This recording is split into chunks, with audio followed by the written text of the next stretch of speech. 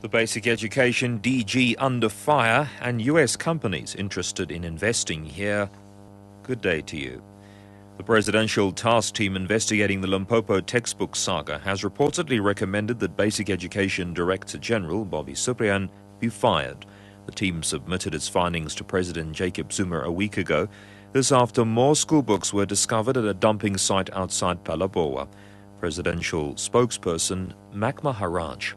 The interim report has been handed to the President. He is looking at it. In the meantime, he has told the task team to continue with their investigation and conclude their work as soon as possible. That the President wants to ensure two things. One, that the problems that have arisen don't happen again. Two, that insofar as they have arisen as an immediate issue, they are resolved. Three, that all those who are found responsible for all these delays in the delivery of textbooks will suffer consequences for their actions. A growing number of American companies are showing a keen interest in investing in South Africa. Robert Hormats, the U.S. Undersecretary for Economic Growth, says because of the global economic meltdown in Europe, American companies are looking at other countries to do business. He was addressing the media at the first U.S.-South Africa Business Summit in Johannesburg. There are great opportunities for American companies to work with South African companies, and we see the potential for more companies to do this. We think American companies can add, and do add, a lot of value through training, quality of the products they make, and the quality of the investments they make. The United States has a number of companies that have invested here, a number of companies interested in investing here. The U.S. Secretary of State Hillary Clinton is expected to address delegates at the summit later today.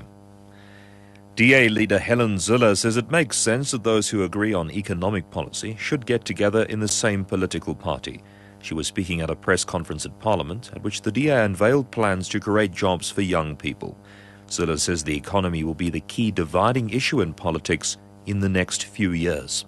There also have to be a profound realignment in politics because, as many commentators have noted, our 8% growth and jobs plan has a very marked alignment with the National Development Plan. So it makes sense if people agree on what to do about our most critical problem, which is growth and jobs, and especially youth unemployment, that they should be together in the same political party.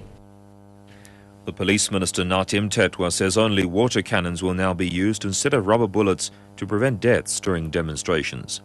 He made the announcement at a safety and security summit in Mpumalanga. The ministers described as unfortunate the Andreas Tatani incident in the Free State. Meanwhile, the fifth witness in the murder trial of Tatani has told the Vicksburg Regional Court that Constable Magano is the police officer who fired the fatal shot in the direction of Tatani. Constable Kabela Pule was referring to pictures from the video material being played in court and photos showing events of that day. The Burumach treason trial in the North Gauteng High Court in Pretoria has been adjourned until tomorrow.